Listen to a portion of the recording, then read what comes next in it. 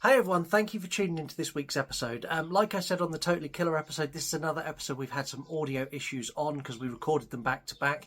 The audio issues have been resolved, but it doesn't sound to the high quality we normally give you. It's a really good episode, so please continue listening and please accept my apologies. This episode is brought to you by the members of the You Run Podcast Network, the Paranormal Misfits Podcast, the Horror Friendly Podcast, the Girl and the Gay Podcast, Video Tasties, Pop Culture Reflections Podcast, The Ghoulish Gallery, You Gonna Eat That Crust Podcast, Voices from the Mausoleum, The Dewey Podmonster Podcast, The Aardvark and the Magic Moshi Do Red Dwarf, and Movies for Days. All available at yourunpodcast.com. Hi Mark. Hello. I've got a story to tell you this week. It's about my mother. I'm not going to be happy. No, it's not. Lisa bought a strap-on this week and proudly announced that she wanted to try pegging. For some reason, she thought I would like it. And it turns out it made my whole week. To be honest, mate, based on your prior afflictions with knob piercings, I'm surprised you didn't enjoy it. It made my whole week. Hey everyone, the You Run Podcast. The You Run Podcast. You want to die tonight? Scott, I think you know who the fuck this is that's talking. Cancel Mark. I was terribly offended. Because after all, this is not our show. This is your show. Hello and welcome to Horror Movie Review, the home of all your horror movie kinks. My name is Scott. My name is Mark. And we are the hosts of the interactive horror movie review show.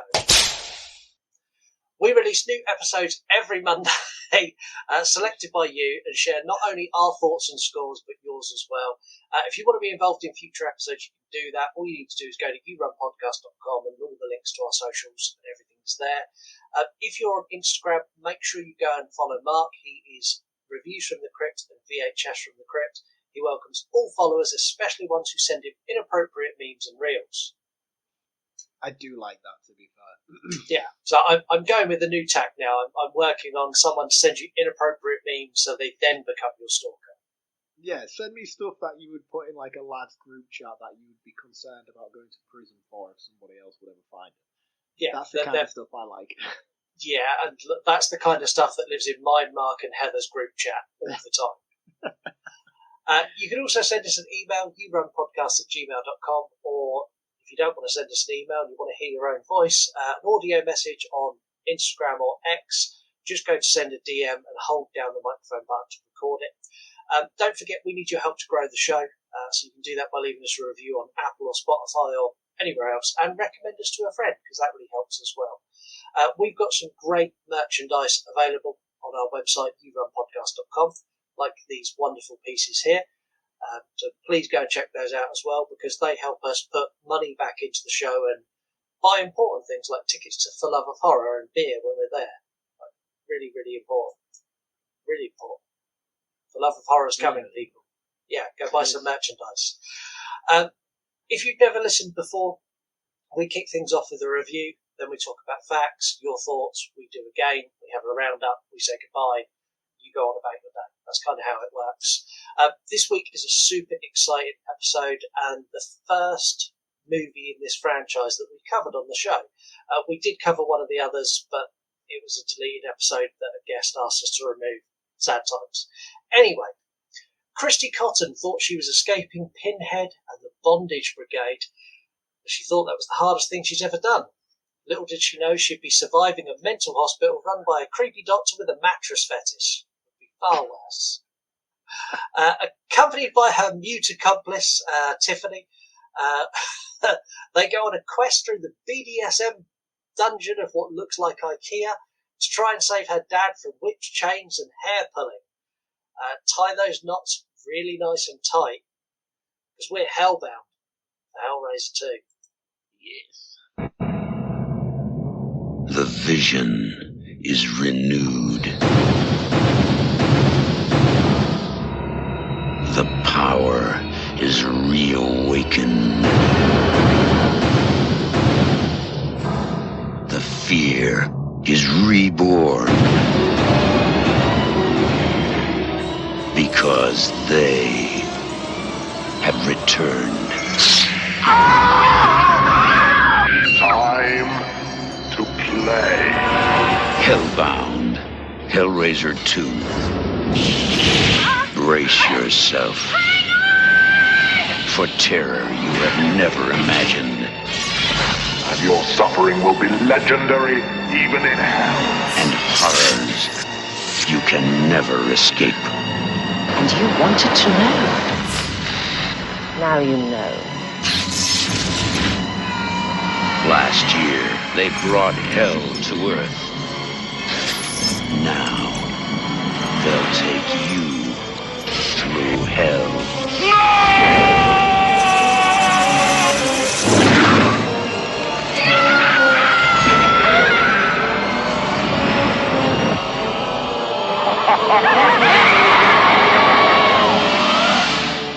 Hellbound, Hellraiser II. Time to play. That is a very cool trailer. I was just about to say 80s trailers were trash. Ah, dude. No, that's awesome. It gives no context to the movie. These trailers these days, they literally just follow the plot as they progress through the movie. That makes absolutely no sense whatsoever to what you're about to watch. I'm going to say it now before we even get into listener scores. This movie makes no sense all the way through anyway. I completely disagree. Massively. I think this is a fucking masterpiece. Oh, we're going to talk a lot on this episode. Like, this has plot holes that are so big you could fly a plane through them and have loads of gap around it. Like, every scene I'm going, but why? But no, that doesn't make sense. Why? Literally the entire movie. It doesn't even make sense! Well, I'll get there, and I'll see if I can fill those holes in for you. That sounded wrong. Daddy, chill. Daddy, chill. Whoa! Whoa! Listeners, the most inappropriate soundbite I have ever heard in my life. This episode is full of inappropriate soundbites. Listeners score the movies here. They scored this a 3 out of 5. Letterboxd coming in at 3.2 out of 5. Where did Gladys, our AI companion, come in? I think she's going to go high. I'd be surprised if she didn't go high with this.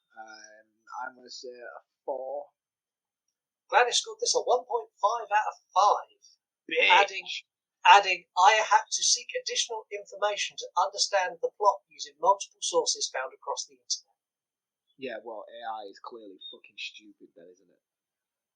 No, I'm completely with her on this. Idiots! I hate you all. This is a spoiler-heavy show. We will give away the plot. We will give away the narrative. We will tell you absolutely everything. Okay, I'm going to explain this shit to you like you're 5. Get your eyes checked. Read the damn episode title. I don't want to hear any bitching, any complaining about how, oh, there's spoilers. No, read it. If you've not seen it, do not listen.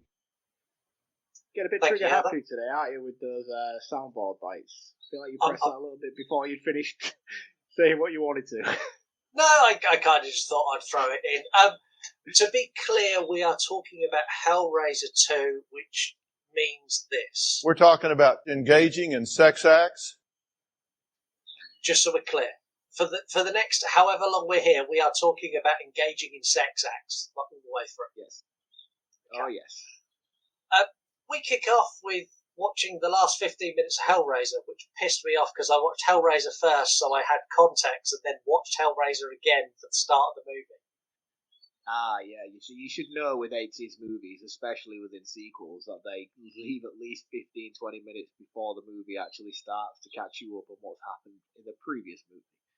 But it is literally they've literally just cut the last 15 minutes off, and that's how we start. It's like, what?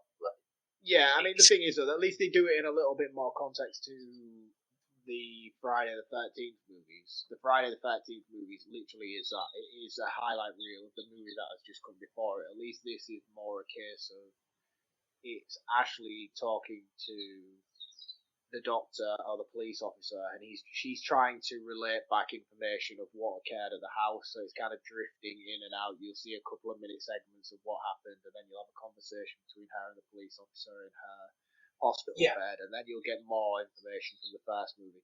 It's like she's reiterating it to the officer, and we're seeing it from the officer's perspective. But again, you're right, it is a recap of the first movie. Yeah, but before we get there, so we get like a little bit of snippet first, and then we get the army dude playing with the puzzle box. So we get the Pinhead. Yeah, it's Pinhead. So we see him. He's got drawings all over the floor, and he's sat there playing with the puzzle box. And then like you get like hooks come. The box opens up. Hooks come flying out, tears his flesh. The box electrocutes him as well with like some Star Wars Force lightning, because that's what 80s movies do. Especially these Hellraiser movies as well.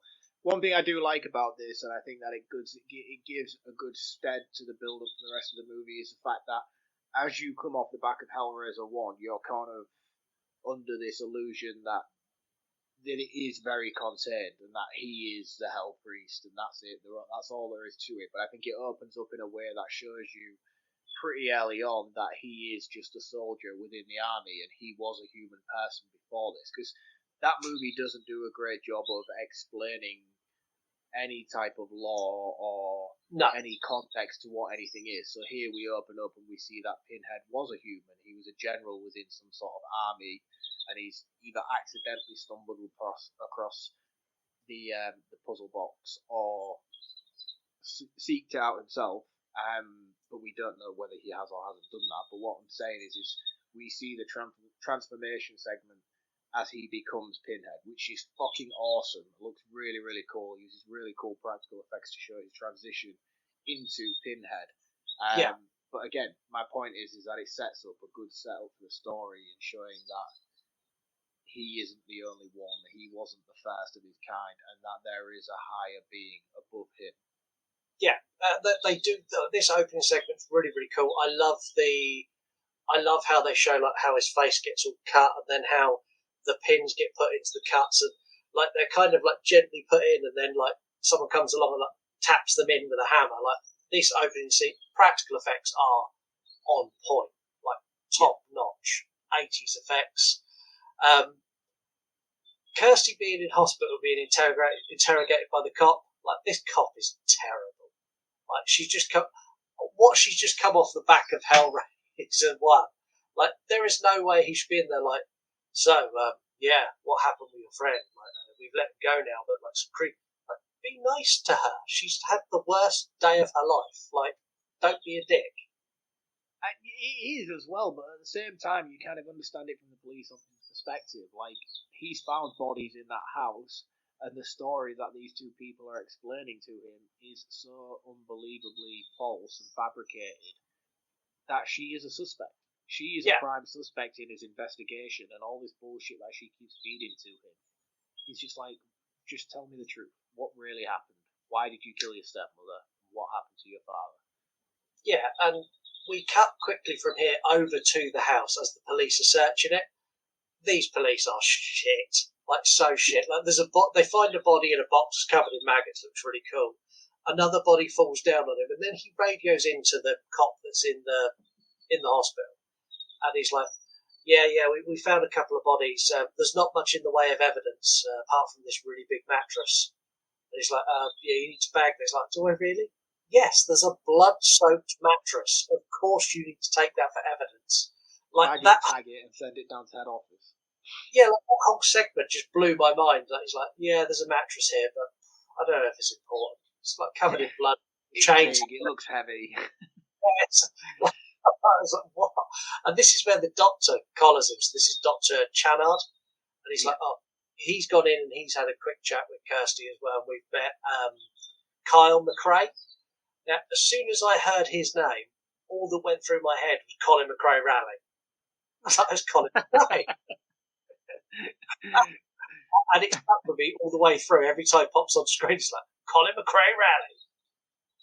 Colin McRae, he died in a helicopter crash too, didn't he?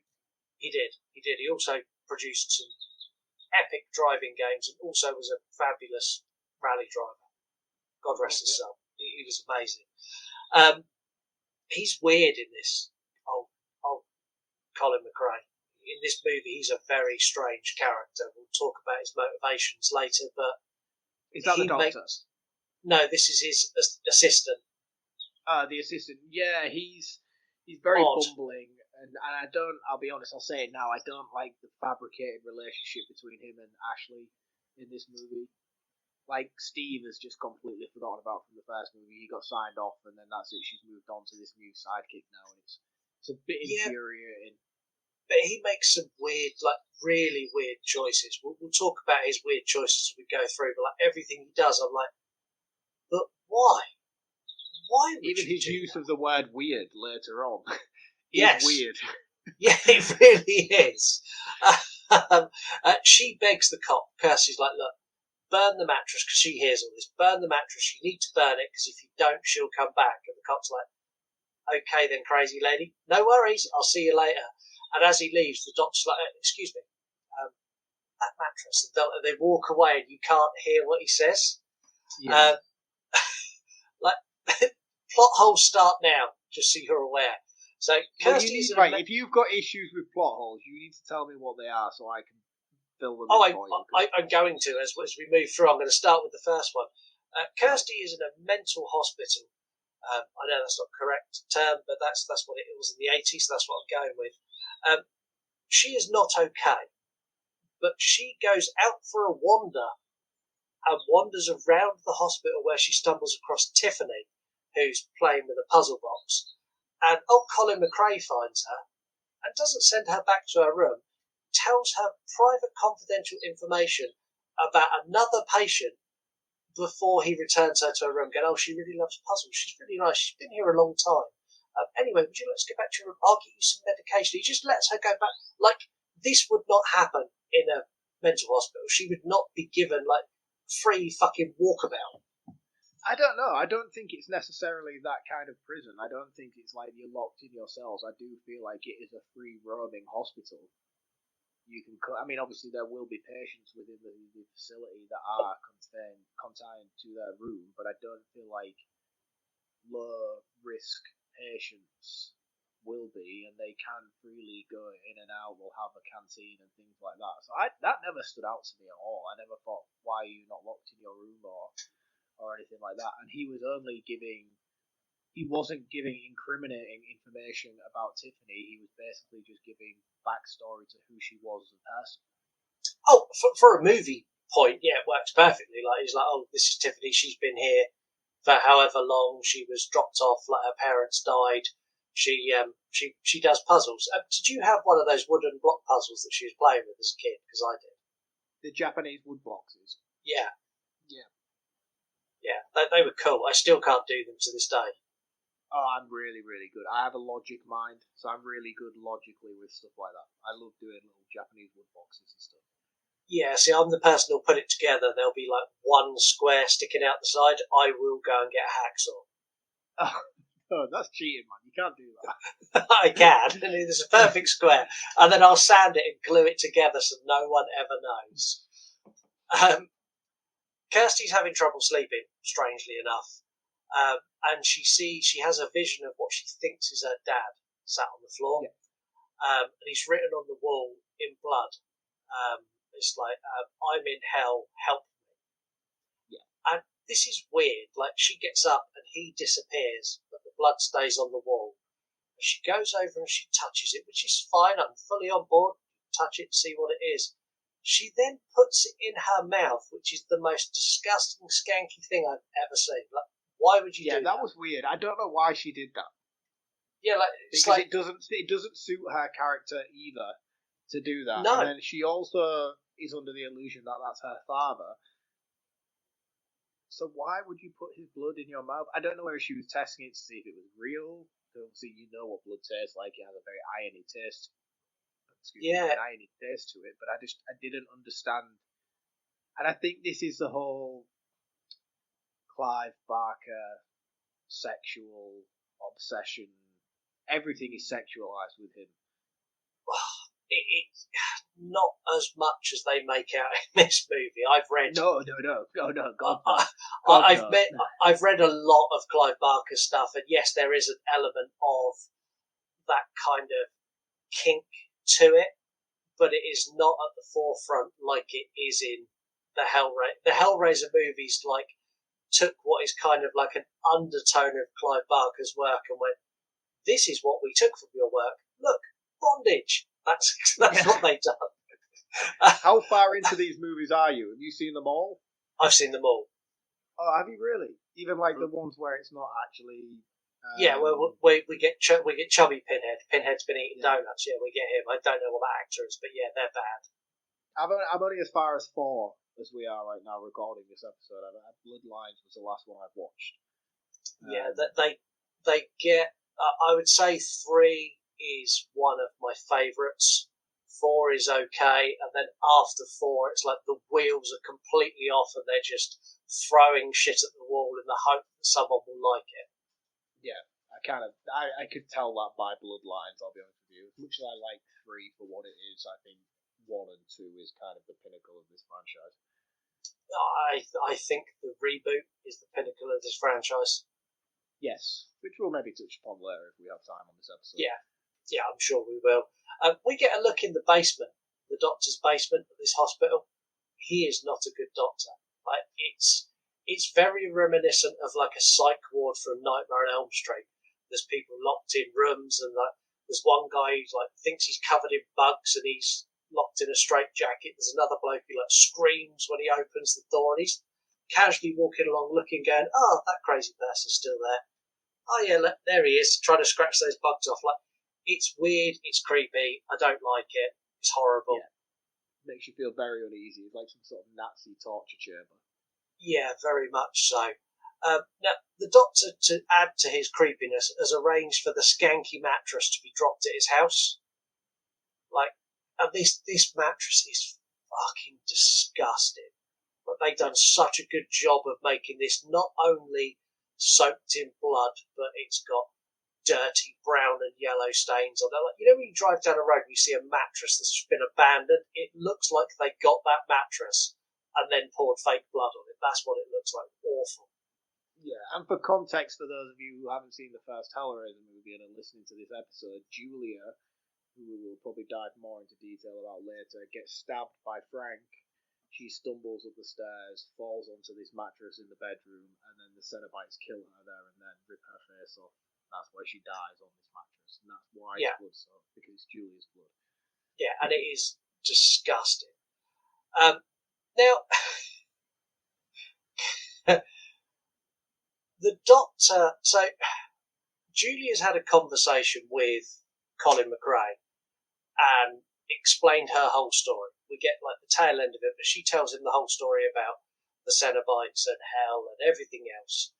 And on the back of that, he goes to investigate his boss, who I'm assuming he's worked for a long time. Yeah. Now, explain to me why, after the crazy patient told you all about hell, why you would go and investigate your boss, why you would go to his private residence, sneak in and start snooping around. This is just so bizarre. I don't want to be this guy again, but I feel like I'm going to have to. The movie I watched for this, the movie that I only ever watched for Hellraiser, is Hellraiser II Uncut. There's an uncut version of this.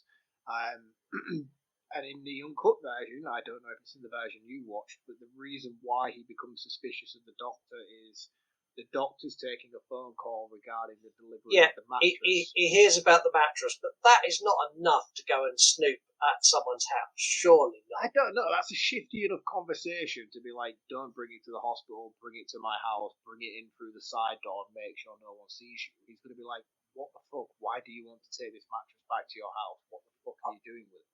That would bring alarm bells for me. I would be like, what is going on? Why are you so obsessed with this? Why do you need it in your house? I don't think I'd be obsessed enough to go and look. I'd be maybe more cautious around it. 100%. Yeah. I'd be like, I need to know what the fuck this dude's up to. He does, and he watches the Doctor put the basically the mattress is on the floor, and he watches the doctor bring in the patient we spoke about earlier, the one who's got bugs all over him. And he takes the straitjacket off him, sits him down, and this bloke is just tearing chunks out of his arms and like scratching himself. The doctor casually walks over to the table, picks up a straight razor, and hands it to him, and he just starts cutting chunks.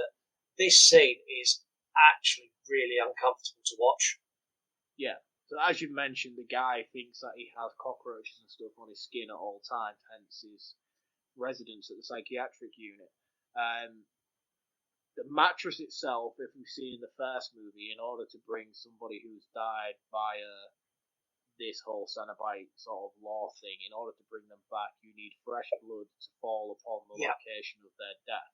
So that's why he wants a mattress. He brings his patient in, he gives him a straight razor, and because he thinks he's got cockroaches all over his skin, he takes a razor and tries to cut the pieces of his skin off to get the bugs off him, which of course then leads to the blood to fall upon the mattress. Yeah, and this is where we get Julia rises from the pits of hell, and her face pops up in the bed, and then she kind of emerges and sucks the life out of this guy, like chasing him across the floor, like crawling across the floor, blood's everywhere, and you get his assistant stood behind the curtain like, fuck, I'm going to get found. But she gets him and kind of sticks her hand in him and sucks the life out of him. Julia in the first movie is the best character. And Julia in this is the best character in the Hellraiser franchise. Fucking amazing. Absolutely amazing. Claire Higgins, British actress. Phenomenal. She is fantastic in this movie. And the fact that she was the shining light of the first Hellraiser movie, and they saw that, and then wrote the script for her to be the main antagonist of this movie is just fucking genius, because when she comes back with 150%, and she knocks it out of the park in this film for me. She does for me as well. And when we get to facts, we'll talk about how she got royally screwed over. Because she should have been massively affected her career and sent her into severe alcoholism and all the rest of it. Yeah, she should have been the face of this franchise, and I'll be honest, they fucked up. But we'll talk about that in facts. This next scene is so disgusting on so many different levels. So she stands there like naked with no skin on, and we get this scene where the doctor like bandages her all up and makes her like mummified and puts her in a nice pretty dress over her mummified body. He then kisses her, and like this skinless lips, and like you see like the blood pour. Honestly, it made me gag. I was like, it's the most vile thing ever. Like I'm not going to lie, she is hot, but not hot when she has no skin on. Like, she's just not. No. I mean, no kink shaming on this podcast. That's not what we do here. If that's what you're into, then good on you. But actually, no, maybe not good on you, because the laws state that you shouldn't do this. Yeah, I'm going to address the timeline issues now. Right. And so I don't need to keep saying as we go through, this doesn't make sense. So this movie makes zero sense. Like, no sense whatsoever. Colin McRae goes to the doctor's house and he sees this happen. Yep. Yeah? You're with me? Mm-hmm. He then leaves the house when the doctor starts bandaging her up, and he goes to the hospital to tell Kirsty, right? Yeah. Tells her that's all right, and he believes her. Everything she says is true. Yeah. Now, in the time it takes him to do this, the doctor has given Julia 8 different victims that she has drained of blood and stolen their skin. Now, either Colin McRae didn't go to Kirsty straight away and he went home for a week, or the hospital is in another country. Like, this whole segment, the timeline is fucked. It doesn't make any sense at all. It doesn't. I kind of, yeah. It doesn't explicitly say how the timeline unfolds. I mean, obviously you have to assume that this has taken place over the course of a week, rightly so. But you're assuming that he's gone and told Kirsty that he believes her and everything is true, and they've immediately gone back there. It doesn't specify that they went immediately back there. No, but he wouldn't have taken a week to go and tell her. And he gets there and he's like, "We need to get you out of here right now." He wouldn't have waited a week to do that. Yeah, but it's a prison escape. He maybe had to formalities to get her out and stuff. I think that is a nitpick. As far as nitpicky goes, I think that is. This is where I start pulling it apart. From here on out, it's a mess. Continuity is just. When he was like, "Oh, there's massive potholes in this that you could fly a plane through," I'm like, "Yeah, all right, I'm prepared for you, man." But that's a hard pill for me to swallow. Is that you're picking apart timelines that aren't established within the movie? It doesn't specify that he immediately broke her out there and then in that conversation, and they immediately went back to the house. I get that there must have been a long gestation period between her consuming those 6 victims, but in terms of his return to the house, it's not established within the movie how long that period was. So to say in which case we're then falls flat for me. But then, in case we're then missing a big plot of time of the doctor gets up, he goes to work, he leaves Julia there on his own, he goes to the hospital, he sees Kirsty. All these things, none of that makes it, because all of that would have happened. And if Colin McRae knew that, he wouldn't have let any of that happen.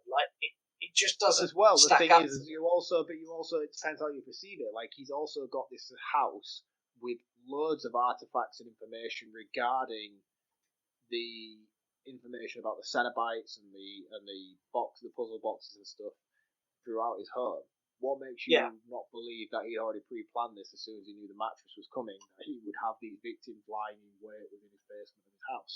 He very well may have, but I know it doesn't establish that in the film. I know it should have. They should have maybe had that. They should have had maybe a scene where he had a basement in his house where there was cages where he kept these people waiting for that situation to unfold. But if you do pull it apart, for me, I didn't focus too heavily upon that element of the story. I can understand why you would have fixated upon it, but I think you could easily. You could easily. It doesn't ruin the movie.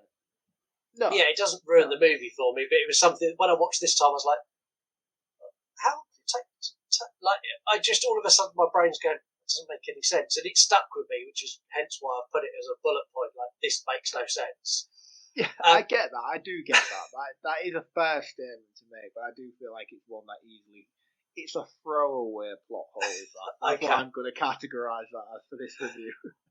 So McRae goes and gets Kirsty, and they break out. Well, they don't break out, they just walk out the door, and they make the decision to go to the house. Now, when they get there, Kirsty goes and has a look downstairs, and she's looking through all the artifacts that he's got and all the notes, and she finds a photograph of Doug Bradley before he was Pinhead, and she folds it up and puts it in her pocket. However, if you watch it, she doesn't. She folds it up, puts it in her pocket, and it drops straight past her pocket onto the floor. But they left it in because they didn't have money for reshoots, which is hilarious. Once you've spotted it, you'll never unsee it. Oh man, I'm going to pick up on that every time now. He goes upstairs, and this is where he is seduced by a now fully skinned, or almost fully skinned, very sexually charged Julia. I was so depressed when I looked into this. So I saw Julia and I went, oh, look at that hot older woman. Look at that hot MILF. Julia was 33 when she filmed this, almost a decade younger than me. And the thing is as well, though, what's so bizarre about this is this movie went into immediate production after the first movie, before the first movie was even released. And the contrast in her appearance from Hellraiser 1 and Hellraiser 2 is wild.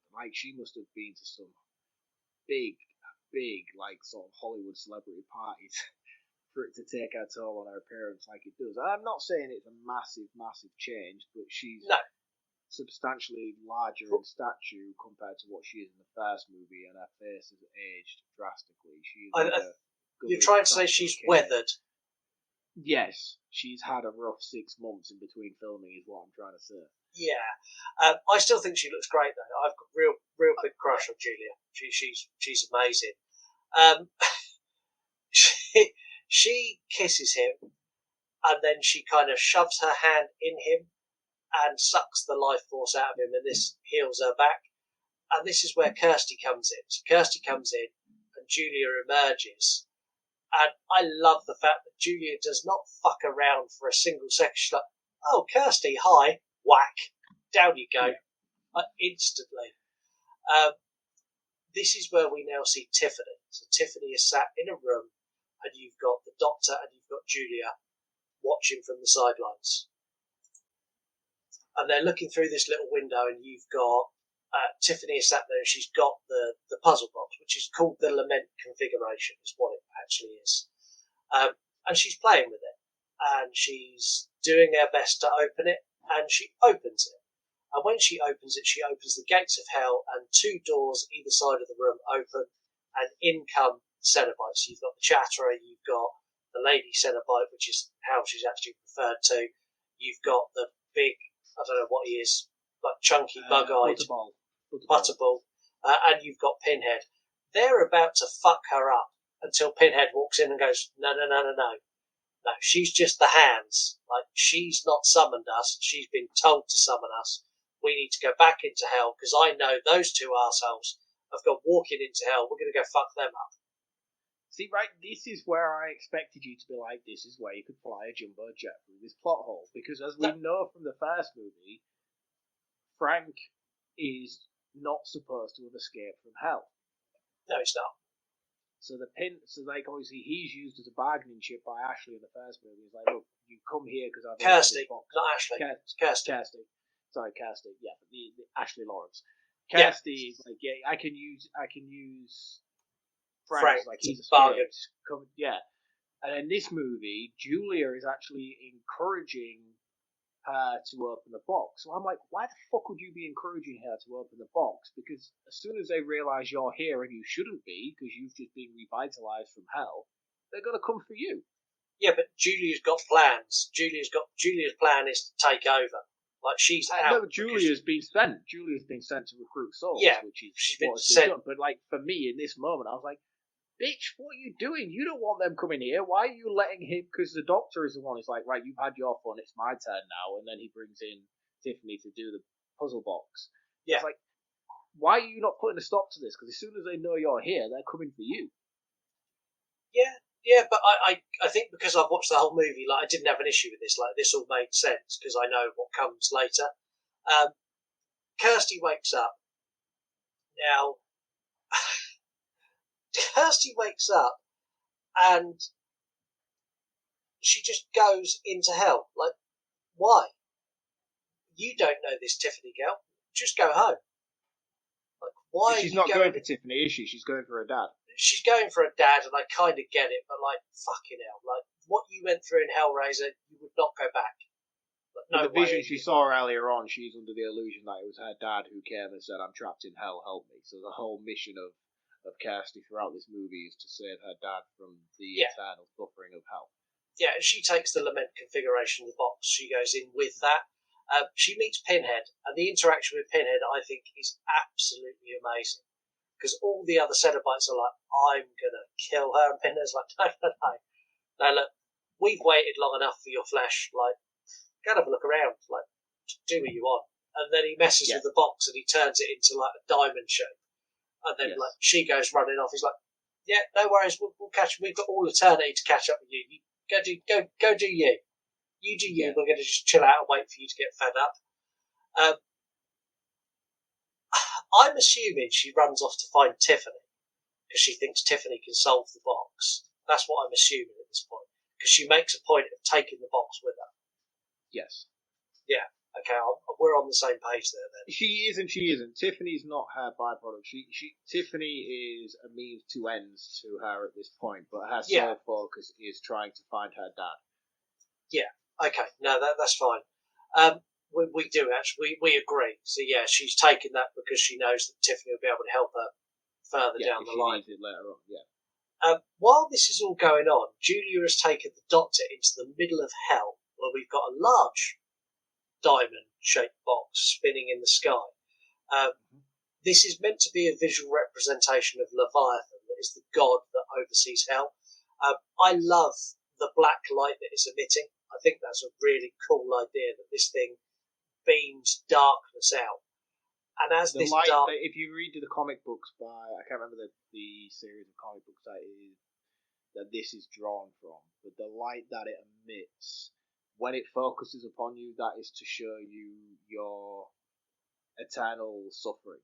So as that spins, if it hits you, it's like the eye of Sauron from Lord of the Rings. It basically shows you your eternal suffering. I know I've had a lot of people in the past like, why has it got that spinning black light, dude? That's fucking shit, man. That is actually purposeful, and the whole point of Leviathan is, if you was to refer to it in biblical terms, he would be considered as the fallen angel. He would be the devil incarnate itself. He is... Yeah. That is what his purpose is. It's to corrupt the corruptible and seed on the flesh of humans and stuff like that. That's its whole purpose and mission, is the corruption against human existence. Yeah, and they portray this really well, because the black light touches the Doctor, and the Doctor has, like, it touches him, you see the Doctor freak out, it comes off him, the Doctor's like, I've got to go. Like, I'm done. Like, I'm out. And Julia's like, no, don't do that. You need to just come with me. And as he stands up, she like pushes him back into another box. I love the fact that they fully commit to making everything a lament configuration. Like, it's shoved into a box, which is just a big version of the box. His transformation is great. Like, those cheese wires coming across and like sticking, and like you see him like really rip into his face, and they've got the weird dick penis needle things that jab in his neck and inject him with all the blue dye. Like, this looks brilliant. I think it does. One thing about this that really made me appreciate the remake is, I hadn't seen Hellraiser 2 for quite some time, and I'd watched the remake fairly recently, and obviously, spoiler alert for the remake, at the end of that movie you see the transformation of the main human antagonist in that movie, and you see the pumping of the blue liquid into him, and also the drawing out of his bodily fluids. Yeah. And I was like, that's really strange. It doesn't make an awful lot of sense to me. But then I watched Hellraiser 2, I was like, oh, of course, it's from here. That's exactly what they do. They pump in almost like the demon hell liquid into him and pull out all of his human existence through the red tube. And I was like, that's really cool that they reused that in the remake in a way that they did. I just think what they did in that remake doesn't give a lot of context to what they're actually doing unless you'd seen the prior movies. And of course, that's in its own universe. It was a cool nod, but it was also a wasted nod for somebody who didn't pick up on it. And I've seen Hellraiser 2 before, I just missed it that time around. The thing is, though, not explaining things in the remake in itself is a nod to Hellraiser, because Hellraiser doesn't explain anything. Like, Hellraiser's like, this is what you got, you figure out the rest. And like the first one's like, we've explained Leviathan to you all right now, and the whole purpose of the big floating diamond in the sky and its black beams. But this movie doesn't do that. That's just because we have knowledge of this universe and the books and the comic books that associate with it. Yeah, he looks great when he comes out as well. I think his appearance is fabulous. Right up until the big thing, like the big tentacle thing attaches to his head. And then all it reminded me of, you've got a toddler, you'll know exactly what I'm on about. You know the little toys they get, like the dogs, that come with the rigid lead, so they can actually push it along? That's what it reminds me of. Because this is like the tentacle of Leviathan, like lifting him up and moving him where he wants him to do his bidding. And it just reminded me of like my daughter a couple of years ago running around our front room with this poor teddy dog, like dragging along the floor as she's poking it with a stick. Like, and honestly, it looks stupid. Like, get rid of that. We don't need that. It looks dumb. It does, but it also has purpose. And if it wasn't there, it would throw into a lot of questions the abilities that this newfound Cenobite has in order to do what he does later on. It would. You could have explained his additional powers with a single line of dialogue from Pinhead saying he is controlled by Leviathan.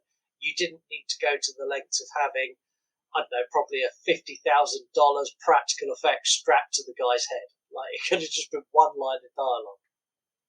I don't mind it, I'll be honest. I don't mind it. I do get it, but I think I think it's a good way of representing what they're trying to show. It poses some questions, though, for me. Like, this is attached to his head, and I'm assuming the other end of this long tentacle is attached to Leviathan somewhere else. This guy goes, the entity that is wherever his but the other end, the other end goes somewhere. This guy goes through tunnels. He goes like into different dimensions and upstairs, and like how long is this tentacle all over the place? Yeah, like when he needs to eventually go back, is he just going to be like pulled backwards, like when you like let out a tape measure? And when you pull the ripcord, is he just going to get like dragged back through and like loop around buildings and like loop through doors and upstairs and downstairs? Like, it just made me chuckle. The more you have to go back the exact way you can. Yeah, exactly. Kirsty finds Tiffany, and they make the decision that they're going to escape. Now, this is pointless because like they were there to explore to start with. Like Kirsty went in for a reason, and now she's like, actually, we need to leave. Like, I've changed my mind now. Hell's not for me. I've had a look around. Pinhead said it was cool. Now I need to go home. Kirsty sees her dad's house as they're walking out, and she goes in, and this is where we realise that it wasn't her dad who summoned her, it was Frank, and he's living in his own personal hell. So in this room, he's got beds of women that are under sheets, and they're moaning and writhing, and she pulls the cover off one, and as soon as she does it, they disappear. And this is his hell, because he was the world's biggest pervert in the first one.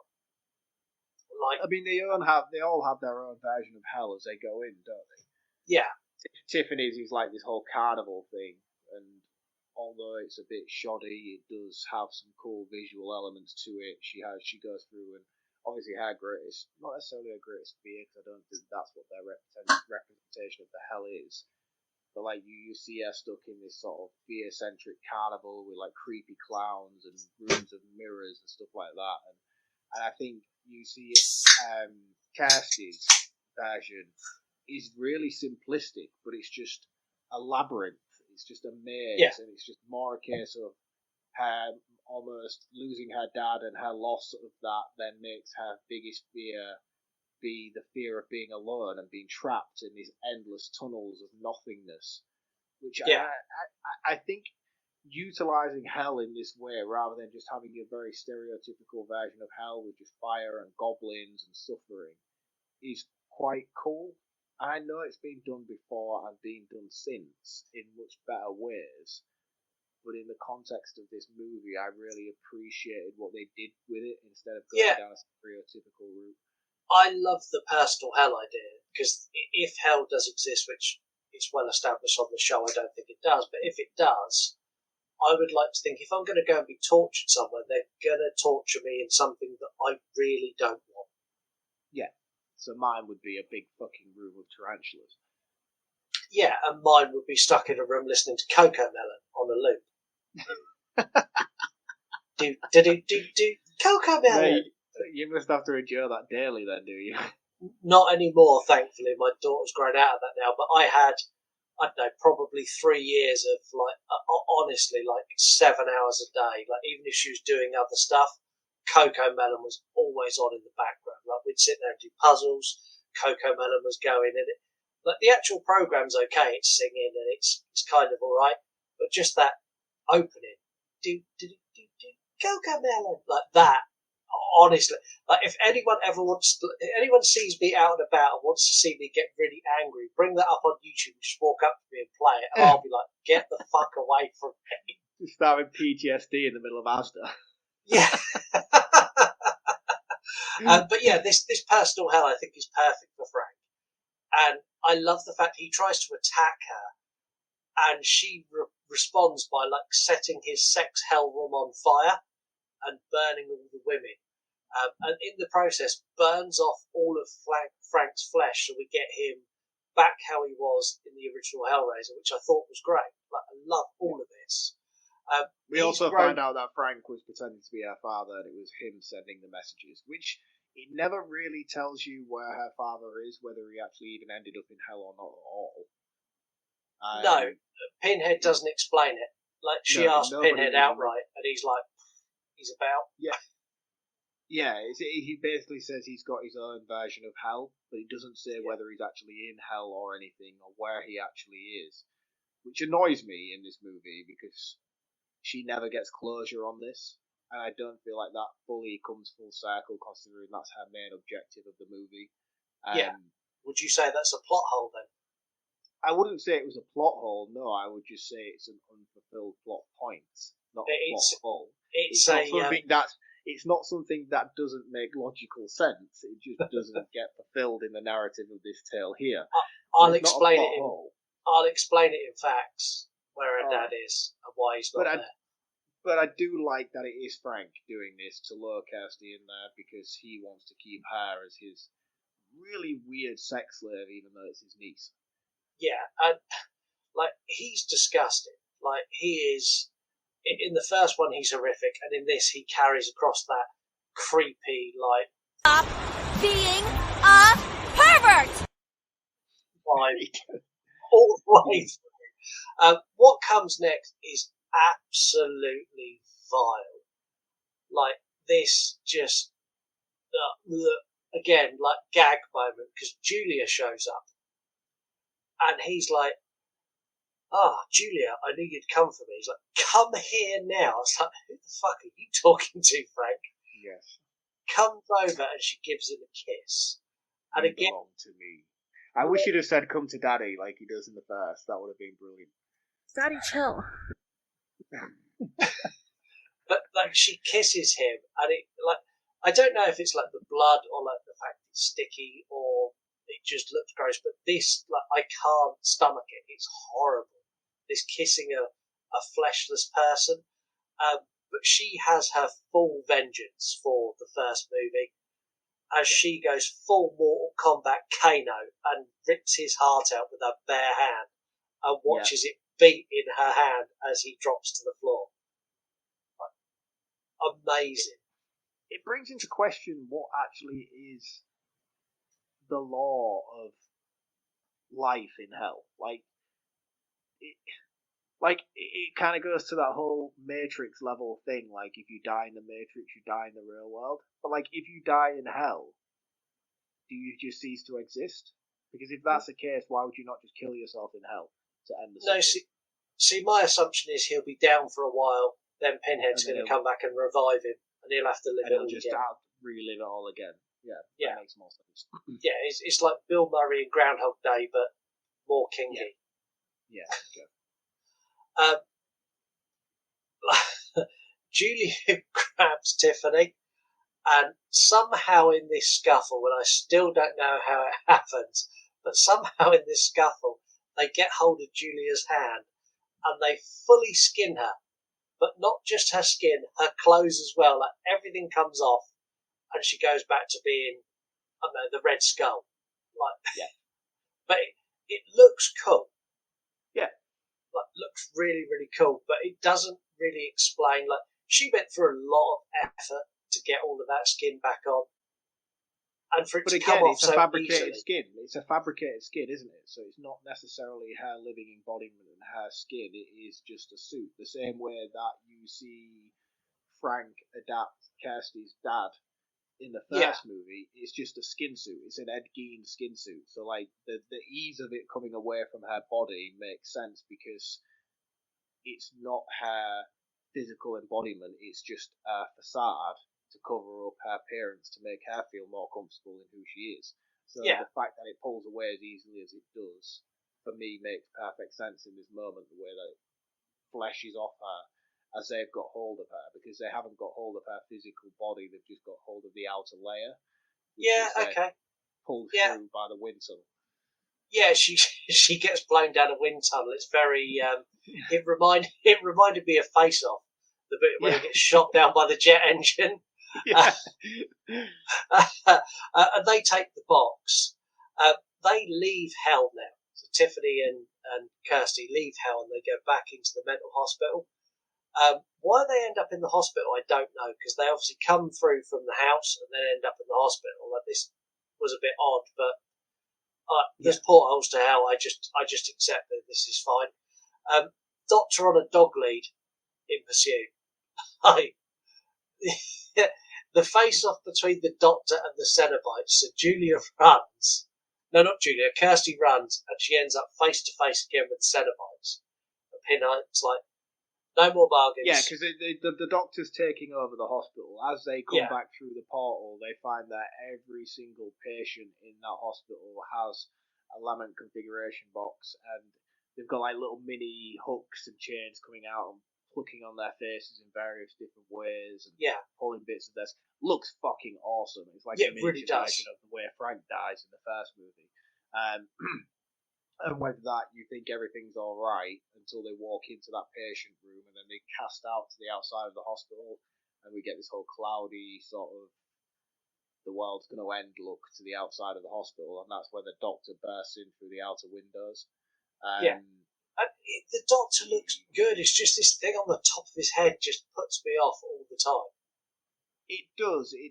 But the only reason why I cling on to it so much is because of what comes next when Kirsty goes into the Cenobite room. Like, if this scene didn't exist, I would be with you, and I'd be like, there's no reason for that to be here. He should just be a Cenobite.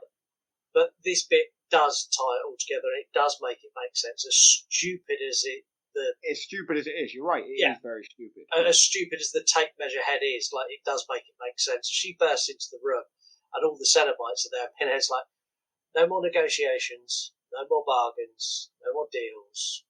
We are going to have your flesh now. And she goes full on, well, just give me a second, because I've got something for you that you didn't know. Like, I know all of you used to be human.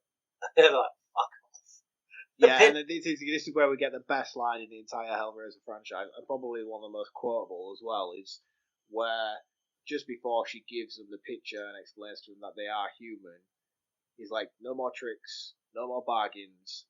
If you try to fuck us again, your suffering will be legendary even in hell. And I was like, oh. From Doug Bradley's husky voice when it comes out, it's like, that is fucking badass, man.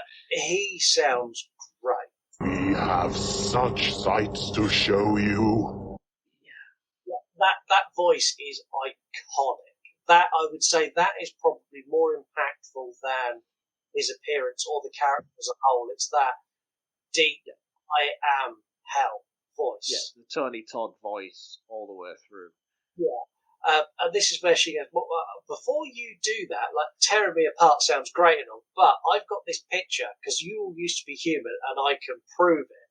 And all the Cenobites are like, no, we're not buying it. And she hands the picture to Pinhead, and he has a look and goes, oh, yeah, I kind of remember that. And this is where the Doctor bursts in, and the Doctor cuts down the Cenobites in seconds. I'm going to talk about penis extension fingers. Like, this is stupid. Like, I like it. It's top tier stop motion animation. Beetlejuice level animation stuff. It great. Looks good, but conceptually it's stupid. He has tentacle fingers that turn into blades and like whisks, and like he's got like an attachment to open a car door. Like, it's just bizarre. It's such a weird. It's like the Swiss Army knife of Cenobites. It really is. Like, CD Head in 3 is stupid, but this guy rivals that level of ridiculousness. Yeah. And like, as he takes out the Cenobites, each of them turn back into their human form. Oh, this is heartbreaking when he kills Chatterbox and you find out he's like a 9-year-old boy. Yeah, but I was going to ask, like, what the fuck did this kid do to end up a Cenobite? Like, he's like 10. How did he end up a Cenobite? Yeah, brutal, man, brutal. Like, I think that was just put in there just purely for that reason. Like, we have just conversated about it because it is shocking to find that it is like a young lad in this situation.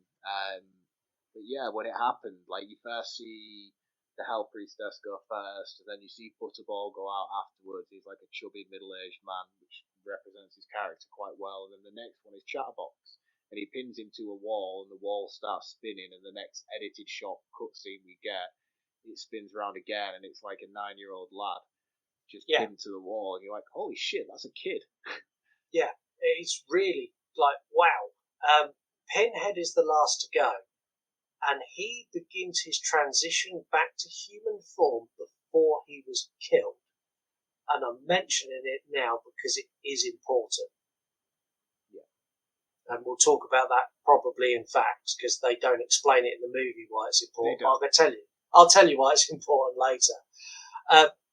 Tiffany goes back into hell to try and get away, and Kirsty follows her.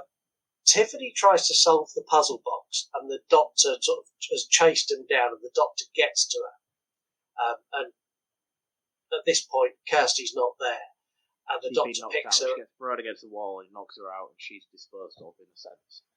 Yeah, and the doctor's going to attack her, and then Julia reappears with all of her skin back on. And she gives the doctor a hug and kisses him just long enough for Tiffany to solve the box.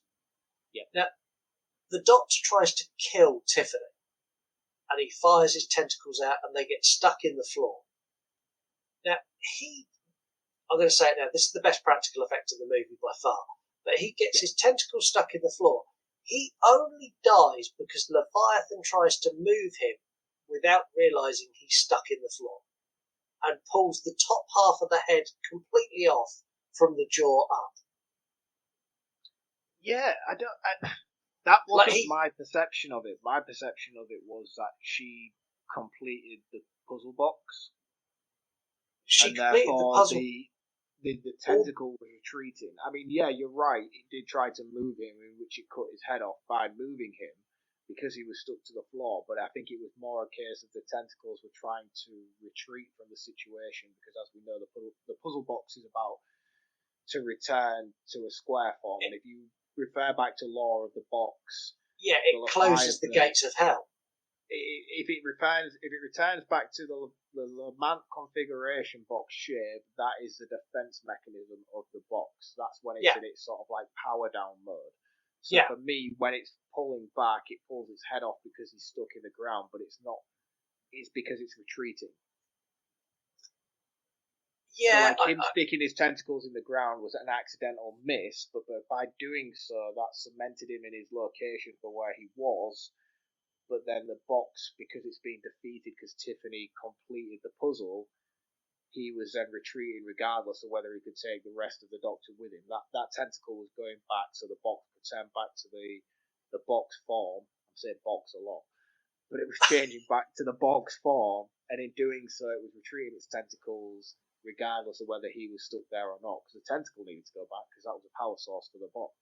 Yeah. Box again. Box. I get it, but it was just like, it made me laugh because it was such a ridiculous way. Like, this big, bad, all-powerful monster is killed in such a stupid way. It wasn't like the heroes didn't kill it. This was just like Leviathan went, yeah, I'm going to leave now. I just tore his head clean off. But again, that's the whole point of the conversation that we had. Like, the Doctor, everyone assumes that the Doctor, this newly formed Cenobite, has just killed the lead character, the lead antagonist of this franchise, which is Pinhead. But it's not. The Doctor's nothing. The Doctor's just a tool. So it's not the Doctor that killed Pinhead and the other Cenobites. It's Leviathan. The Leviathan that killed them. And it's not Leviathan that is fighting. It's not the Doctor that's fighting Tiffany. It's Leviathan. And Leviathan is now dead because she's completed the puzzle box, or at least it's going into retreat mode. So seeing the Doctor demise is not actually the big bad. We're seeing Leviathan demise, and he demised because she completed the box. Yeah, I'm losing my own mind on here. Do you know why? We're not focusing on the Doctor. We're focusing on the tentacle as being the big bad, not the Doctor itself. So the reason Leviathan made the Doctor all powerful, the reason he took out the Cenobites, is not explained, but I know the reason. So the reason the Cenobites died is because Pinhead defied Leviathan by not killing Tiffany when they found her. Because the rules are, if you play with the box and you open the box, and we came. And then you die. And Pinhead went, no, we're not doing that. And that's what pissed off Leviathan. That's the reason the Doctor was created, and that's the reason that he allowed the Doctor to kill the other Cenobites. which also sets up the arc for Pinhead going forward, because in the future installments, he is free from the confines of Leviathan and is free to do his own thing, which is why he sets up his own Cenobites and stuff in the third movie. It's a very, very convoluted lore that you have to pay great attention to understand it and make these movies make sense. At least as far as I am up to part 4. If you kind of it gets worse. I know, I can imagine it does, and I know that a lot of future installments and stuff to this franchise are just scripts that was like, oh, maybe we could just throw a Cenobite in there and make it a Hellraiser movie. But I feel like the first couple, maybe even the first 3 or 4, are very consistent with the lore of the movies. And obviously in the third movie, Pinhead is now a lore unto himself, hence his recruitments and stuff that he does in that movie. My point here is that I feel like this is it's a very consistent based movie in terms of its mythology. If you're really big into fantasy and stuff, but you're gonna have to put the work in to get the answers that you need to make it make sense. Everything we just explained about Leviathan being the big bad and how he Pinhead defied him, they do not tell you that in this movie. They don't give that to you. They expect you to understand it, but when you know that stuff, the movie makes perfect logical sense, and it all falls into place, but you do have to put the homework in to understand it and make it make that logical sense, which is annoying. And as somebody who has previously called out movies, X, for example, I hit heavily on that movie that I shouldn't have to put the homework in. I don't know, it's maybe because I've grown up on Hellraiser movies, and I loved the first 1 and 2 growing up, so I wanted to seek out those answers. And I went and did the extra work that I needed to put everything together. So now for me, upon multiple rewatches, I'm just like, that's because of that, that's because of that, that makes perfect sense because of that. But don't get me wrong, and you was just a random cinema goer, you'd be like, what the hell is this movie? It's not a bad movie, but if you know nothing about Hellraiser and you watched Hellraiser 1 and rocked straight into this, you are going to spend the entire movie going, what's that? Why? Why is that happening? Why is that happening? Nothing in this makes sense unless you go and look, what's the third one and the fourth one and the fucking 8th one to tie it all back together. And it's not a problem for me, but it does have gaping holes that unless you've got that knowledge or you've done that work, it's not explained. No. That's where the holes are. It's the lack of explanation that if you're a casual moviegoer, this movie will frustrate the fuck out of you because you'll be like, but why? Why did that happen? Why the were lack they of captured? exposition in key characters and their roles within the universe, that is the problem within this franchise. And this takes me straight into another plot hole. So Tiffany falls off a ledge and Julia reaches down and grabs her hand, and then the skin hand starts to peel off again, and then another normal hand just covered in blood grabs her, and it's Julia, and she pulls her up and she pulls off Julia's face that she's been wearing. Why was she dressed in Julia's skin? Why? To distract the doctor so that Tiffany could complete the puzzle box. But she could have distracted the doctor as herself. She could have done, but she was thinking smartly and saw the skin suit on the floor and put it on, and then used that as a ploy to distract the doctor long enough for Tiffany to complete the puzzle box. And once the puzzle box was completed, the tentacle retreated, killing the doctor, leading us to the end of the movie. Did you get massive face-off vibes when she pulls the face off? It's very much like a... Yeah, it was a bit cliche and cheesy. I was like, okay, alright, but yeah, I'm in. They both leave hell and all is fine.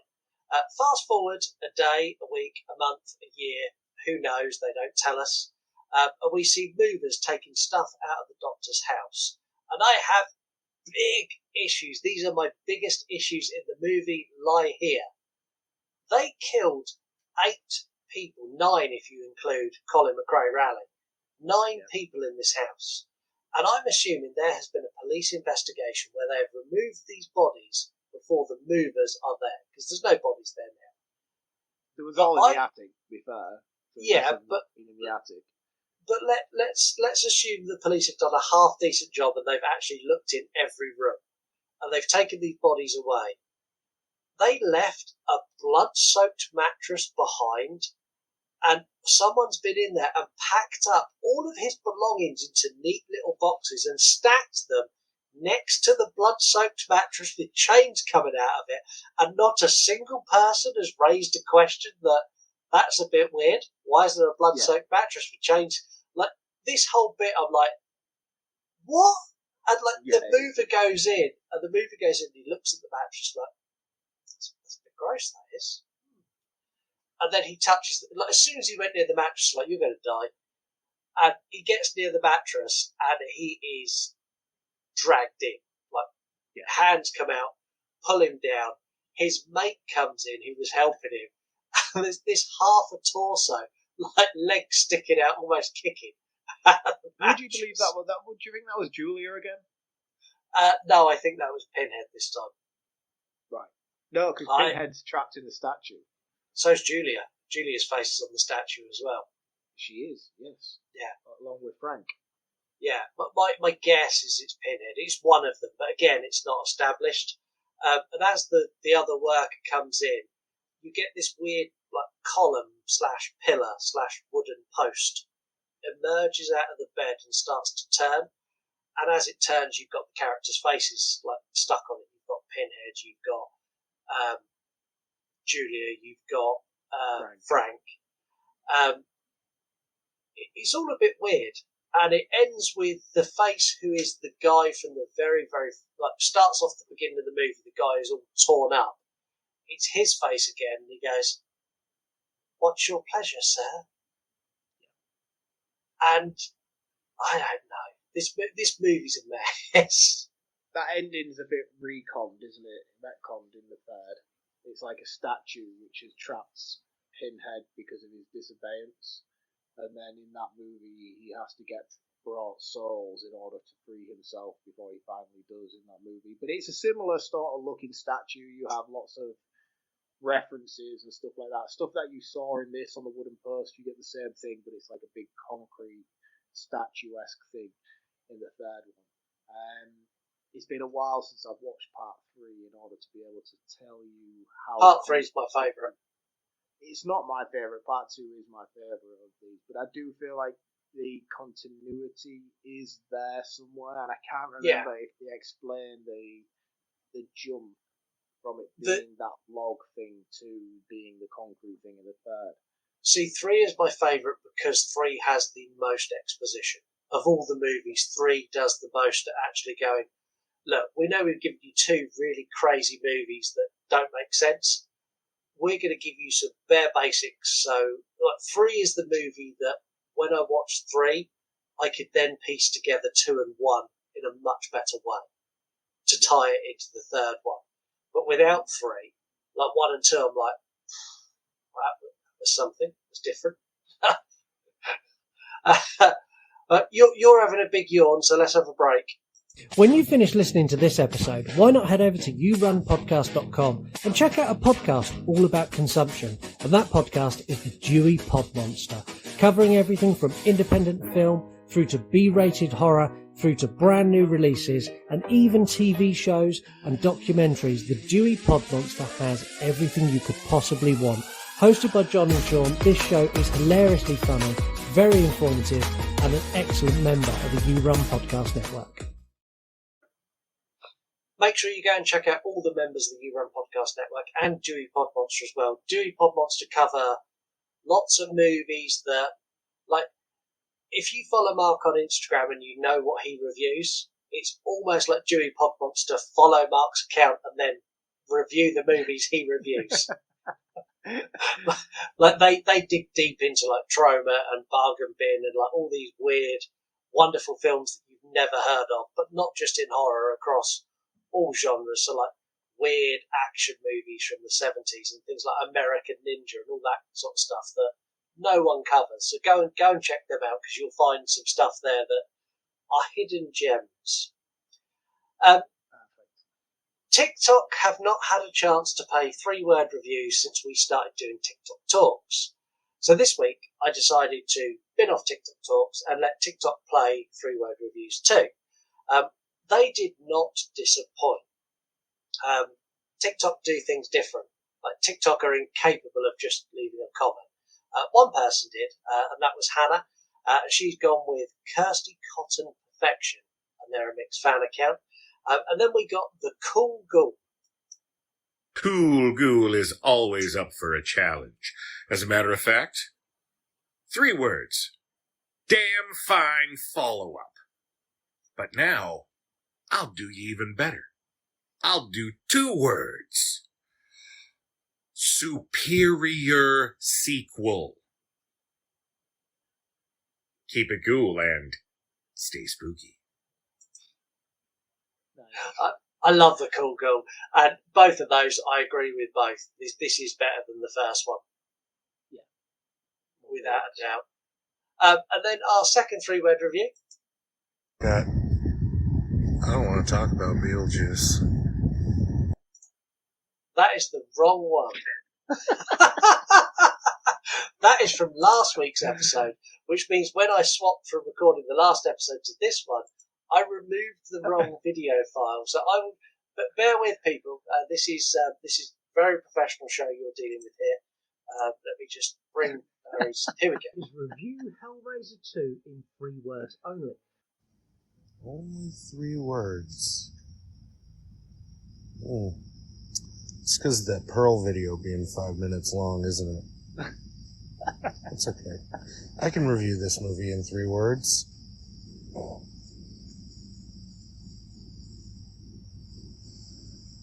Bugs are bad. Better than original. Get them off me! More than 3 words, but... Loves pushing boundaries, doesn't he? Oh, Larry. He does. And apologies, I played the wrong video. We've recorded 2 episodes back to back, and this for you listening will be really weird because we recorded Totally Killer, then we recorded this, but next week we're recording an episode that aired last week.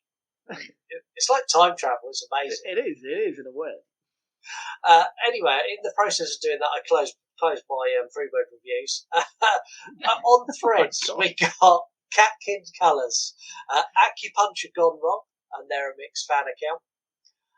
On X, AMPFX Studios, Open the Box. Now, they are a special effects artist who do photo shoots and cosplay and stuff like that. And this is the one they've done for Hellraiser. Awesome. How cool is that? Really cool. Like that is amazing. And if you're not watching this, you missed out. You need to go and watch this on Rumble. You could have watched it early if you watch it on Rumble, or watch it on Spotify. I'm a little bit sexually attracted to that. Is that weird? I don't know. Let me look again.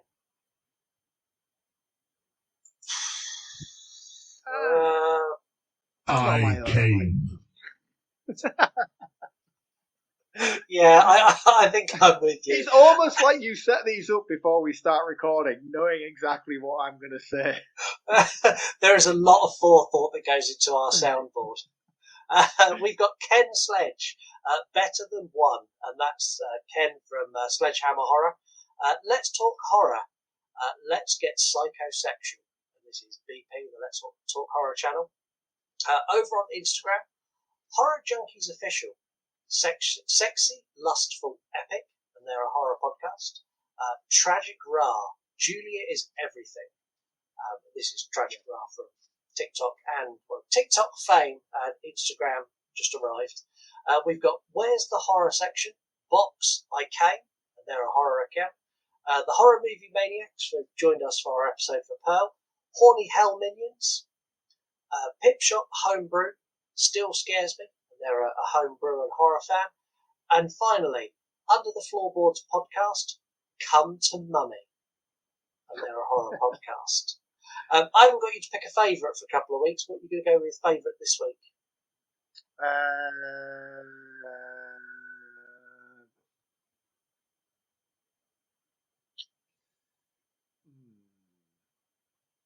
Daddy, chill. Box I Came, I think. Box I Came. Yeah, I think I'll go with that this week. Okay. Let's do some facts. So there was a detailed subplot, like really detailed subplot all around Pinhead, which was scripted and then taken out of the production last minute due to lots and lots of budget cuts. The only thing that's left from that subplot is the opening exposition where you see Doug Bradley play with the box and then the transformation. But it was going to be a full story, a backplot to him and time he was in the army and how he found the box and how he come to investigate, and all of that was cut. We do get that in part 3, though. We do. It was put into part 3, which I'm glad they did because I think it really helps. The original script for this movie was so much better.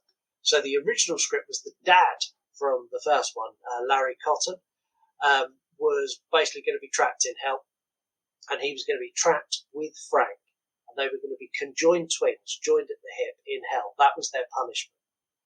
And Kirsty was going to go back into hell to save them, which would leave with basically Larry cutting himself free of his brother, and it was going to lead to Tiffany, him, and Julia all leave. Or Tiffany, him, and Kirsty all leaving hell together. Now, the whole point of this was that they were going to beat hell and they were going to renegotiate with Pinhead and basically trade the Doctor to Pinhead. Now, this script was written, done, finished, everything was good to go. The actor who played Larry Cotton, not interested, didn't want to come back for part 2. Really? They rewrote this script in 7 days. That doesn't show to me, to be honest with you. I feel like it's very, very consistent in terms of how well the narrative is, but that would have been a cooler story. I do feel like you could feel his absence in this sequel, especially considering how focused she is on his redemption, which, like I mentioned earlier on in the episode, it feels a lot unfulfilled in terms of what she was actually seeking throughout the majority of this movie. So I can only assume that bits were tweaked, but majority of it stayed throughout. Yeah, but the whole point was for her to find and rescue her father. It was to get that. Which was her main objective of the movie. Yeah, and in this she didn't achieve it at all. Now, I said earlier that Pinhead transitioning back into human before he was killed was really important. So this leads into Hellraiser 3. So Pinhead having the realization that he's not actually a demon of hell and he's not controlled by Leviathan, he then started to transition. And the actual reason that he manages to be his own thing in part 3 is it was his humanity that saved him. It was the fact that he went, oh shit, I'm human. It was that saved him. If he was just another Cenobite, he would have been cut down and we never would have got him again. The reason for that was the fans really liked Pinhead. Yeah.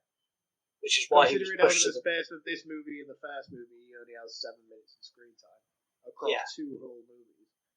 Yeah, so originally Julia was meant to be, so in this script Julia was meant to rise from the mattress and she was going to rise as the Queen of Hell in full Cenobite form. They'd done away with that because how popular Pinhead was, and they decided to push her back into a side plot character, but she was meant to be the new Pinhead. I don't know how I feel about that, because I love Julia, and I think like she is the key to these first 2 movies. Without her, there is no plot. I agree. Does she come back in any form later on? I think she's I think she does. I think she is the Queen of Hell later on, isn't she? Like, I think she might be in like 5 or 6. Even though it's not actually. No, it's not actually. No. But it is the character of Julia who comes back. Yeah, Julia does return, but it's not the same actress. This film holds a world record, joint with Titanic. Can you guess what it is? It's not going to be the box office, I know that for a fact. It's definitely not. This holds the record for the most times 2 characters repeat each other's names. Tiffany, Kirsty. Oh, really? Yeah. Oh, Jack and Rose. Yeah, over 50 times in this movie, those names are spoken. It's ridiculous. Like every 2 minutes, Tiffany, Tiffany, Tiffany. Pinhead. So when the pillar comes out at the end, and you see Pinhead's face, not Doug Bradley in the pillar. Really? Doug Bradley had finished and wrapped production at this point. It was Jeffrey Portas who done all the visual effects for this. It was him in the pillar. Oh, that's interesting.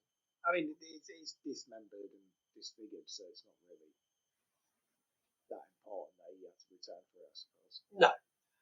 So when the Doctor kills the Cenobites, they go back to their original form, apart from Pinhead. Kirsty told him that he was going to be human and basically allowed him to reclaim his humanity, which is why I've doubled up my facts. I'm in a mess today. The guy who played the Doctor is Kenneth Branagh. He had no interest in being in a Hellraiser movie or in a horror movie at all. He auditioned for this role because his grandson, a huge horror fan, pestered the shit out of him for over a month after seeing the first one on a screener. Oh, that's cool. Yeah. Go on, Grandad. Go on, you make a really good Cenobite. Go on, Grandad. Yeah, that is really cool. This film, I'm assuming you know who Robert Egbert is. Yeah. Movie critic. Yeah. Not a very good one, by the way, I might add. I think this will cement that he's not a very good one. This is included in his most hated list of all-time movies. He makes some really wild critical opinions that blows my mind why he is so famous. Like some of the things he says about movies that are genuinely incredible and have some incredible... Like, he's criticised performances of actors and actresses over the history, and I don't understand what he sees and whether he says... I think he's like the ultimate clickbaiter, before clickbaiting was a thing. Yeah, 100% he was. He's criticised actors and actresses who've won Oscars, and he's criticised them for their Oscar-winning performances. Yeah, he's wild. Like, I just don't get it, and he's so highly regarded as being like one of the all-time greatest critics. And I'm like, no, this guy's a dick. Yeah, I agree. I'm going to end these facts with a plot hole fact, because I thought it was funny when I found it. So the Cenobites are referred to by name twice in the first movie, by Frank and by Julia. They're the only people who refer to them as Cenobites. In the second film, Kirsty refers to them by Cenobites multiple times. However, she would have no way to know they were Cenobites, because the only people who've said it before is Frank and Julia, and they never said it in Kirsty's presence.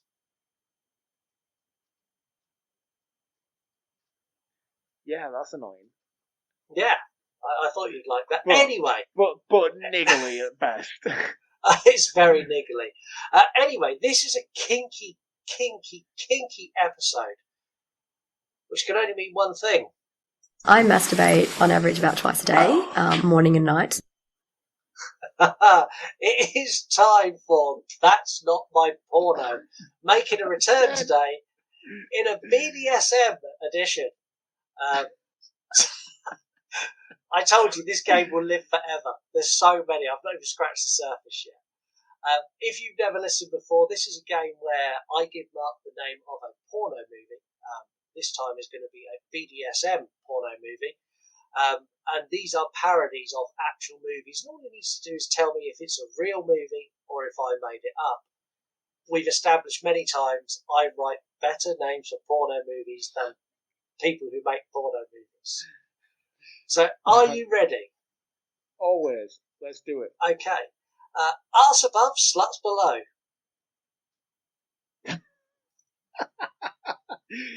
That's you. I don't feel like there is a world where that movie's famous enough for them to do a parody of it. That is true. I made that one up. Number 2. The whores have eyes. I've heard of the hills have thighs, but I've never heard of the halls have eyes. I'm going to say it's true, though, just because it's the most popular title in terms of horror movies is The Hills Have Eyes. So, like, I think it's true. I think there would be many variations of this porn movie. There is. The Whores Have Eyes is where they take them and then perform bondage on them. Right, okay. Yeah. Number 3, Spank Me to Hell. Yeah, I think that's real. I do think that's real. It's an easy go-to for them not to. That's not. I made that one up. The Lost Toys. Yeah, that's got to be real as well. Surely. No, again, that's one of mine. Oh my god, you are killing it tonight. American Horror Story. Yeah, surely. Surely. That is real. There is an American Horror Story for every season of American Horror Story. Like every theme you have for American Horror Story, there is an American Horror Story that matches it. You got a link for that, or? I'll send it to you later. Don't Breathe. Suck. No, that one's not real. That one's not real. I made that up. The Texas Dildo Massacre. I'm just trying to think how they would do that and how they would spin that into that. I don't know. They do mad shit with anything these days. I'm going to say it's fake. I don't think that one's real. That one is real. Oh, for God's sake. The dildos make a chainsaw noise if anyone's interested. Very apt to today's episode, Cock Raiser. Yeah, I think that one's real. And surely if you was going to make a Hellraiser porn parody, that would be the one you'd go for. Yeah, that one is real. Slapping in the Woods. Fake. That is fake. The BDSM Witch Project. Real. No, that one's fake. I made that one up. And how they've not made it, I'll never know. I don't either. We've got 2 more. Jennifer's Bondage. Ooh. That. Yeah, I'm going to go real with that. I think that's a plausible one. It's plausible, but not real. I made that one up. And how that movie doesn't exist, I'll never know. Mate, you're in the wrong job. You really are in the wrong job here. Yeah, if anyone works for a porn studio and you just need names for parodies, like, employ me. Tell me what movie you want to parody, and I'll give you like 8 names for it. The last one, Spankenstein. Ooh. Like, the most obvious name as well. Again, there must be multiple variations of this title. I'm going to say real. That one is real. That one is actually an old movie as well. It's from the 1960s. But it is exactly what you'd imagine it to be. It is Frankenstein, just spanking people. So, yeah, anyone we didn't catch out with our soundbite earlier, if you were in your car and it was really loud and someone said they like to masturbate really loudly, here is again. I masturbate on average about twice a day, morning and night. You kind of give them a warning to it, though. That kind of spoils the whole thing. This is true. Daddy, chill. I came. There we go. I'm going to round this one up first. This movie gets a lot of love, and I enjoy it, but truth is, I don't think it's that great. The sets look good, but they don't hold up to any scrutiny, even with the cast touching them. So there's lots of times where Kirsty in particular will put a hand on a wall, and the wall moves because it's made of fabric. There's a couple of times when the wind blows and you see all the walls in the tunnel like wobble because they're made of fabric. The Cenobites are not central enough to this story. Their design is so good and the characters are so solid. To use them so sparingly, I just feel is wasted. The design of Hell is just a bit meh. It's just, I don't know, it's very much like Labyrinth style. I don't know. Like Hell for me in this, it doesn't inspire me to go, oh, this is a really scary place. It's a big fucking building. Dr. Cenobite looks great, but he is effectively a blue maggot dangling on a fishing pole. And he made me laugh more than anything else. Like I didn't find him intimidating because all I'm doing is going, how does he get back to where he's going? Where does the other end of that tentacle go? Wonder what that feels like in his head. It's like all these sort of questions were like forefront of my mind, as apart from going, oh, he's really scary. Tiffany and Kirsty actually do nothing noteworthy. You could remove either of them from this movie and nothing would happen. Take both of these people out of the movie, the mattress would never have got, like, nothing would have, their involvement in this movie is so insignificant. Tiffany does more than Kirsty, but Kirsty does, like, literally nothing. She runs around hell screaming for a while, and then she gets back out and goes home. Like, she doesn't actually do anything. She saves Tiffany. She does, but that's it in an hour and 50-minute movie. That's the only thing she'd done that was noteworthy. But Tiffany opens hell, and if Tiffany didn't open hell... Not through choice. No, but what I'm saying is she opened it, and they came. So if she didn't open it, one of those two, be the Doctor or be Julie, would have had to open it, and if they opened it, they would have died instantly. Yeah. So, like, her rolling opening hell is vital, and although, yes, Ashley... Kirsty does do a running around lot screaming. Tiffany is more the vital element of the plot because she opens it to start with and she also closes it, but she wouldn't have been able to close it if Kirsty hadn't distracted the Doctor and then also saved her life at the end, pulling her back in. Like every movie you could do that with.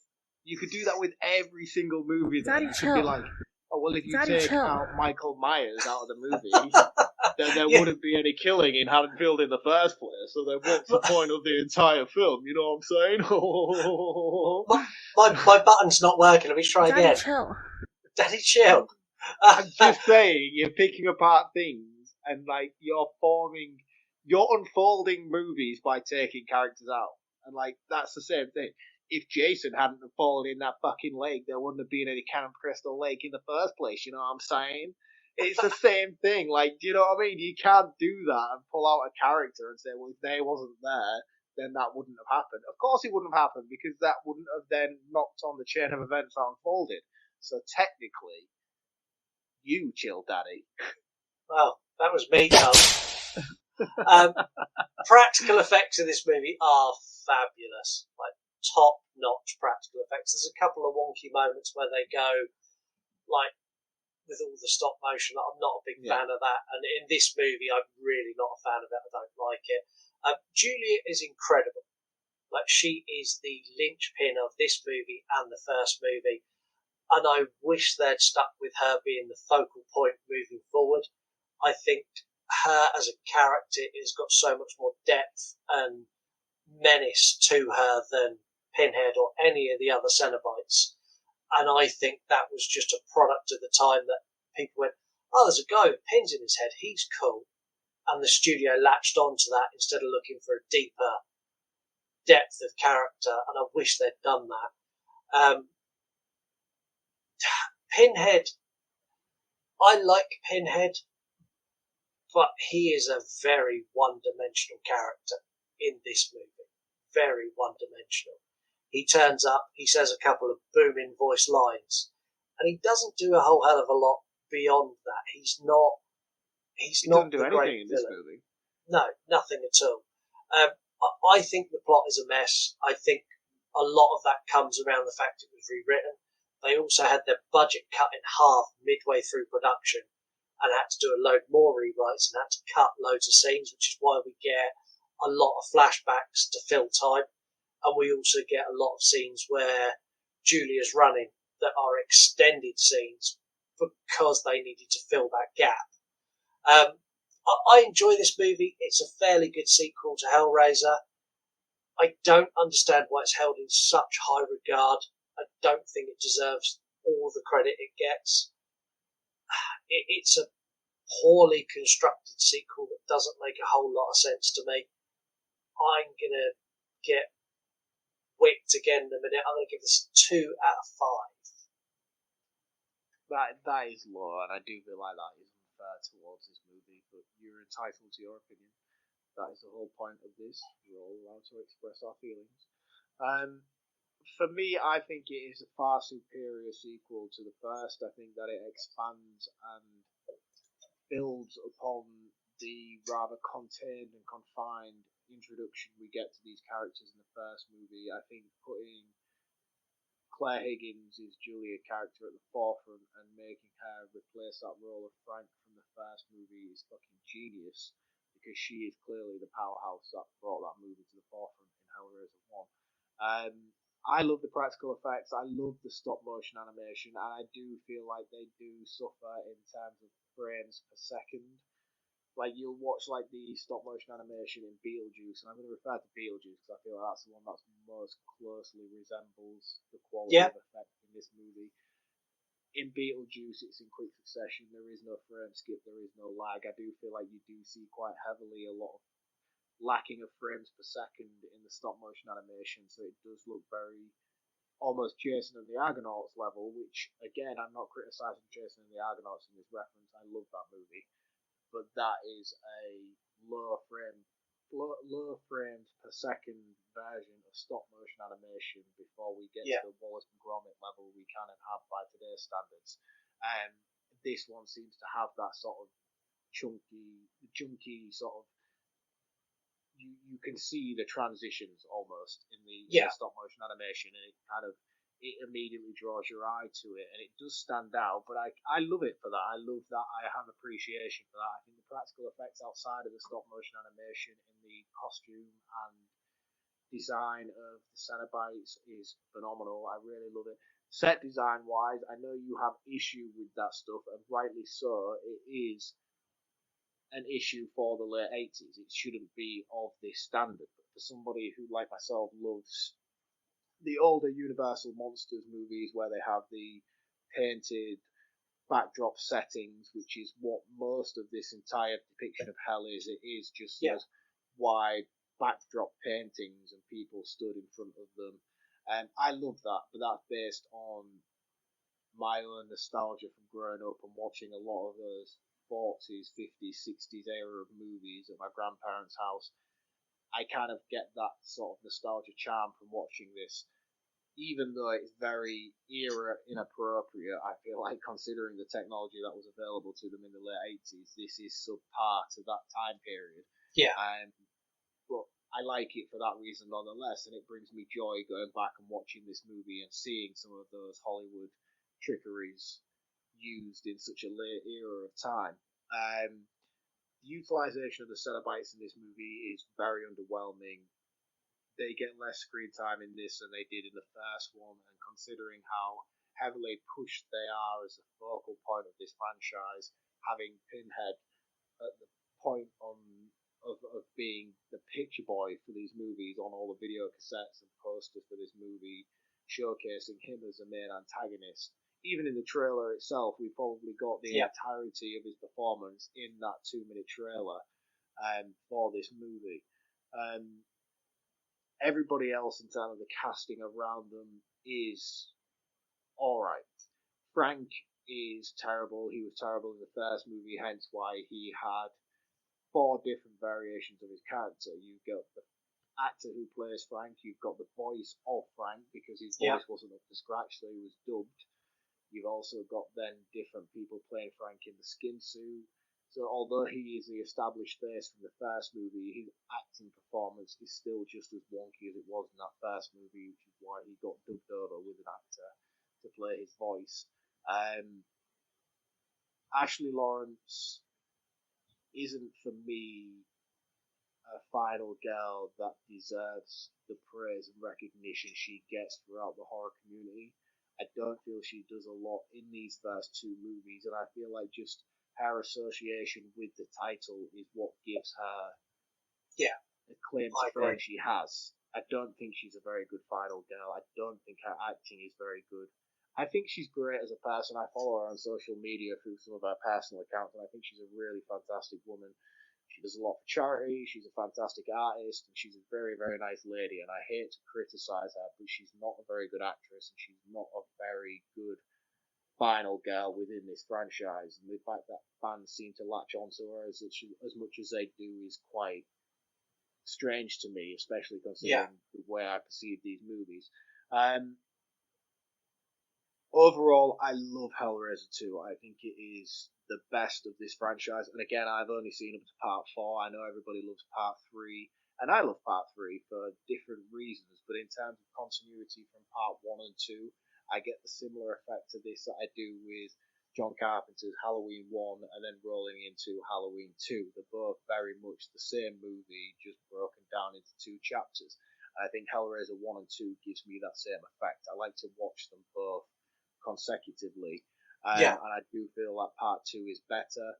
Part 3 is its own entity, similar to, again, Halloween, Season of the Witch. It's its own entity. People love that for what that is, and some people say that's the best of the Halloween franchise.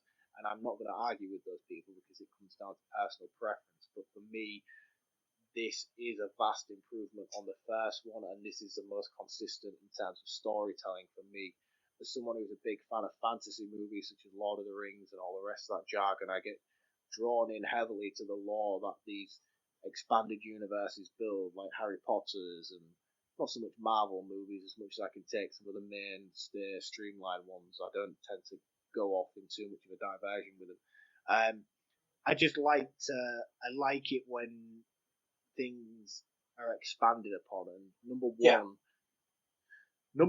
is for me is the most horror-centric movie. It's a confined horror movie. It's a very isolated horror movie that focuses upon the Cenobites and these group of people, which is great. And the studios could have very easily just replicated that again in a different fashion, but they didn't. They went above and beyond to create something very expansive and very grandeur in its presentation, and I appreciate this movie for doing so. My main criticisms, aside from the acting, is I feel like this could have been edited down from an hour and 40 to possibly a tighter 19 minutes. We see a lot of excessive scenes, including the stuff where Julia's getting bandaged up. We only needed to see her get a little bit of her body bandaged up, and we would have got the message before the grand reveal. But we don't. We spend a good 6 minutes or even 7 minutes watching the doctor bandage up every single element of her body. And it's like, we got where they were going with that. We didn't need to see the whole process unfold. So there's things like that happen in this movie quite frequently. The doctor's transformation scene, as cool as the practical effects of that are, that again is a very excessive scene where we kind of get it. We get it from a few visual clips, but instead that scene takes 3-4 minutes to wrap up and becomes very drawn out, a little bit like this roundup. Or take out all the flashbacks to part 1 and you were at 90 minutes. Exactly, and there's stuff like that I feel like we could edit this down to give a definitive cut of this movie that would make it a little bit better. But overall, I really love Hellraiser, but I can't ignore the glaring flaws that it has throughout.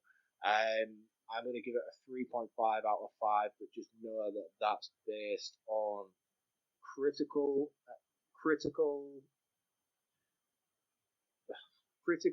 established score, but if I was to score it based on my love for the movie itself, it would probably be somewhere around a 4.5. But I know I would be wrong in doing that. I would be doing that based on my own love for the movie and not for what the movie actually is itself. Yeah, I mean, but based on enjoyment, I score this higher than a 2.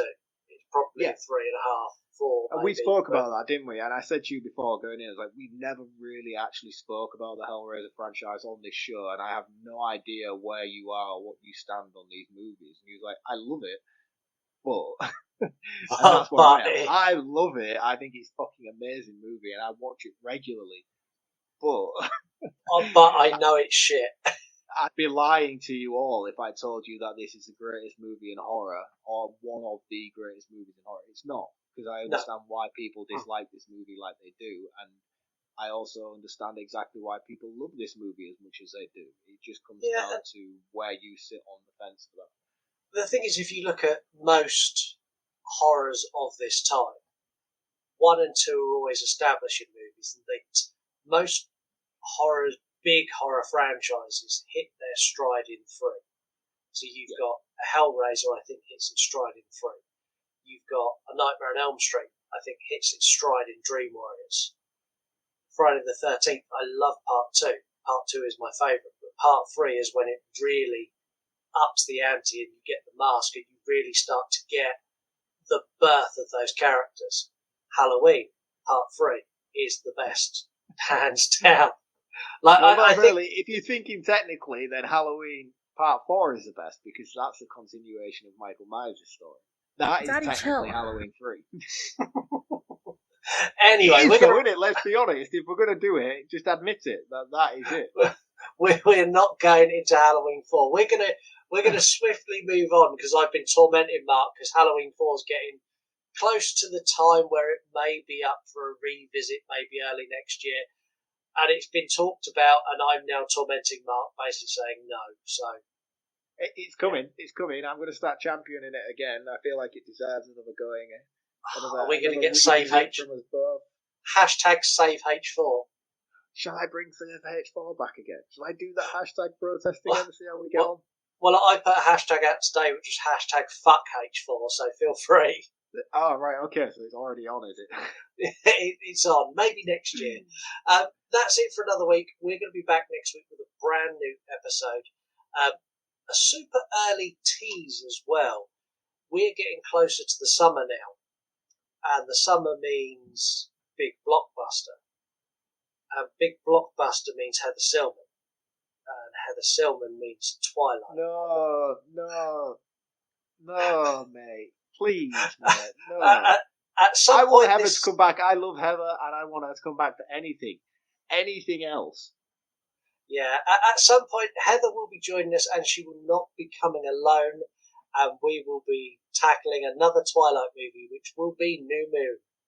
Oh my good God, what have we become? I don't know, but it's going to be fun. That's enough for that.